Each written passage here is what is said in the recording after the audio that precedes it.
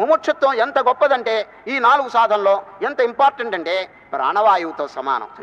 ముముక్ష ప్రాణయిష్యతి. ఇప్పుడు చూడండి, చెయ్యి లేకపోయినా బతుకుతాడు కదా, చెప్పండి. కానీ ప్రాణవాయువు లేకపోతే మాత్రం బతకలేడు. ముముక్షుత్వం అంత ముఖ్యమైందండి. ఏమిటండి ముముక్షుత్వం అంటే తెలిసిన? ఈ దుఃఖం, ఈ ప్రపంచంలో సంసార రంగంలో ఈది ఆఖరి కొన్ని పాఠాలు నేర్చుకుంటాడండి. ఏమిటో తెలిసిన? ఎంత తిన్నా అంతే, ఎన్ని అనుభవించినా అంతే, ఏమి దీంట్లో పూర్ణమైన శాంతి లేదు. ఇప్పుడు చూడండి, యయాతి 2 యవనాలు సుఖాలు అనుభవించాడండి. ఆఖరికి ఏం చెప్పాడు? న జాతు కామ కామానాముపభోగే నశామ్యతి. కోరికలు అనుభవిస్తుంటే తగ్గవు అనేసి ఆయన స్టేట్మెంట్ అండి మనకి చాలా అథారిటీ. ఎందుకో తెలిసిన? అందరికీ ఒక్క యవనంలో ఏదో కొద్ది సుఖాలు అనుభవిస్తాడు. డబుల్ యవనం అండి. రాజాధిరాజు అందులో అనేక సంపదలని అనుభవించాడు. కానీ 2 యవనాలు అనుభవించిన నాయన ఏమి తృప్తి కలగదు.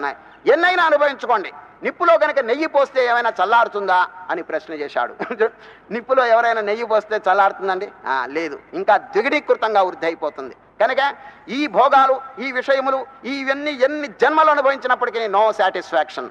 మరి ఎందుకు? Why is man hunting after all those pleasures? చెప్పండి. అవివేకం, తెలివి తక్కువ చేత ఈ విధంగా జీవితం అంతా నాశనం చేసుకుంటున్నారండి. కనుకనే మహాత్ములు చెప్పినారు, నాయన కొంచెం వైరాగ్యం కలిగి వాటి నుంచి మనస్సును ఉపసంహరించుకొని వాటిని మించినటువంటి ఆనందం ఇక్కడ ఉన్నది హృదయంలో.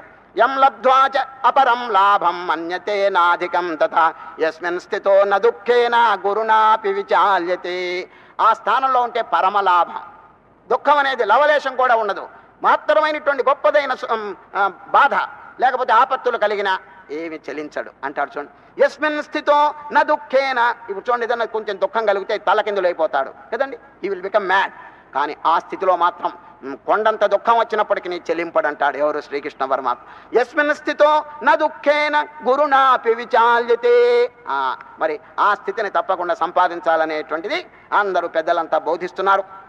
ఇప్పుడు చూడండి, దీని పేరు అర్థమైంది ముముక్షుత్వం. అది ముముక్షుత్వం అని తెలిసిన? ఎప్పుడు నేను తప్పించుకుని ఈ బంధనం నుంచి నేను ఎప్పుడు తప్పించుకుంటానా అని ఏడుస్తూ కూర్చుంటాడండి. ఆ స్థితి పేరు ముముక్షుత్వం. అది కనుక వచ్చిందా, finish, almost he has realised. తప్పకుండా రియలైజేషన్ కలుగుతుందండి. అది కలగటం లేదండి. ఇది బంధనం అనే విషయం తెలియటల్లా వాడికి. అందరూ బాగా తినటం, తాగటం, నిద్రపోవటం ఇవన్నీ జరుగుతున్నాయి. కానీ ఇది ఒక బంధనం, మరలా జన్మించవలసి వస్తుంది, మళ్ళా పుట్టటం, చావటం, ఇంతవరకు ఎన్ని వేల జన్మలు ఈ విధంగా జరిగినాయి. ఈ అమూల్యమైన జన్మలో కూడా ఇట్లా నాశనం చేస్తే ఎట్లా అని ఒక్కరికైనా అభిప్రాయం కలుగుతున్నదా చెప్పండి? ఎవరికైనా కలిగిందా? దాని పేరు ముముక్షుత్వం. ఆనాడు బుద్ధదేవునికి కలిగింది. ఇంకా మహనీయులు అనేక మంది వైరాగ్యం కలిగి చక్కగా భగవంతుని ఆశ్రయించి తరించిపోయినారండి. కనుక అటువంటి భావం కలగటం పేరు ముముక్షుత్వం అండి. How to escape from this prison. అది కలిగిన వారికండి ఇక ఈ భోగములు, విలాసములు రుచించవండి. అది ఒక్కటే గుర్తు. చూచారా? మీరు అడగచ్చు, ఏమండి ముముక్షుత్వం కలిగిన దాని గుర్తు ఏమిటని మీరు అడగచ్చు. గుర్తు ఏమిటి తెలిసిన? ఇంతవరకు తాను ఎంతో ఆసక్తితో ఏది అనుభవిస్తున్నాడో దాని మీద రోత, జుగుప్స కలుగుతుందండి. సరే, దానిలో కొన్ని దోషాలు చూస్తాడు. ఏమిటి ఆ దోషం? ఇది అశాశ్వతం. అశాశ్వతం అనేటువంటిది దుఃఖ మిశ్రితం. అది పరిపూర్ణమైన సుఖం కాదు, దుఃఖ మిశ్రితమైనటువంటి సుఖం అని చెప్పి గమనిస్తాడు. గమనించి దాని మీద వ్యామోహం తగ్గించుకుంటాడని. సరే, ఒక వస్తువులో కానీ దోషం గనక ఉన్నదని తెలిస్తే దాన్ని తెలివిగలవాడు అనుభవించడండి. సరే, కాళిదాసు గారు ఏం చెప్పారు తెలుసండి? ప్రదృశ్యతే వస్తుని యత్ర దోష నత్ర పుంసోస్తి పునః ప్రవృత్తి అంటాడు. ఒక వస్తువులో గనక దోషం తెలిస్తే ఇంకా దాని మీద వ్యామోహం కలగదు. దృష్టాంతం చెప్తానండి.